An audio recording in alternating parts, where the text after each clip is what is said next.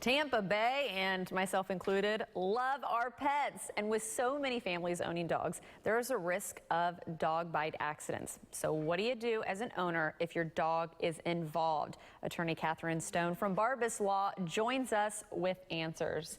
Catherine, good morning. Good morning. In dog bites.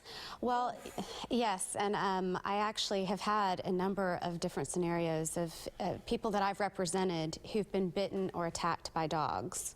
And the law in Florida is a strict liability. If you're the owner of a dog and your dog bites someone, you're liable for the injury sustained. There is an exception. Or somewhat of an exception, and I'm sure we've all seen them. We've all seen the bad dog sign, beware bad dog. Yeah. That actually changes the level of liability if you are attacked by a dog on the premises of someone who has posted that sign. Interesting. So so you've got two scenarios here. Let's take the first one. You are the owner and your dog bites someone. What do you do first? Well, first of all, anyone that's involved with a dog bite case, the police and animal control need to be called.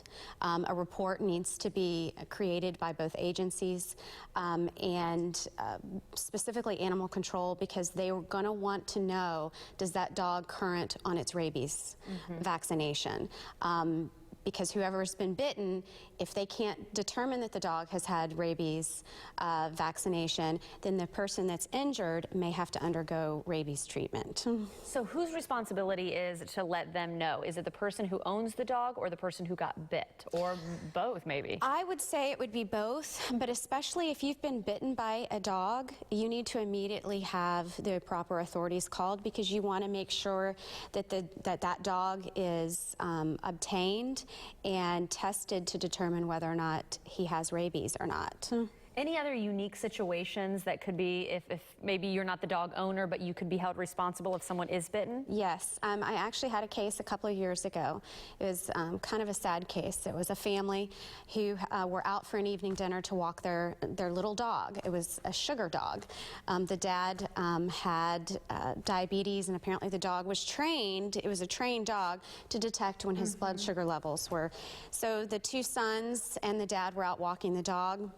They were on a premises that was a leased area, and so the landlord of it was a trailer park, and so the management company had in place rules that no pit bulls were allowed, but they had been allowing some individuals to have these pit bulls on the property.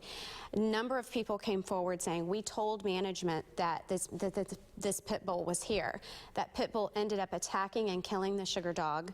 Also attacked the father, who was trying to get the pit bull off of his dog, as well as one of the sons.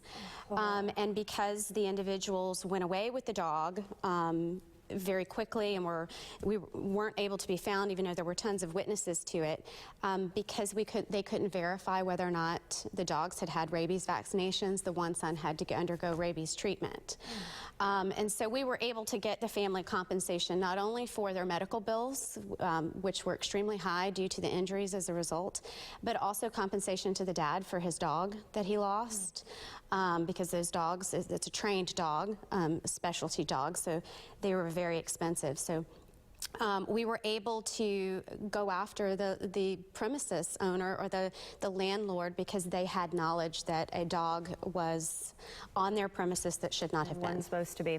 Well, Catherine, again, I enjoy when you come on, because I feel like we tackle these topics and I always learn something I had no idea, and I'm sure viewers at home maybe have some more questions about this or any other topics, and you want people to call you. Yes, 1-800-Barbas Law.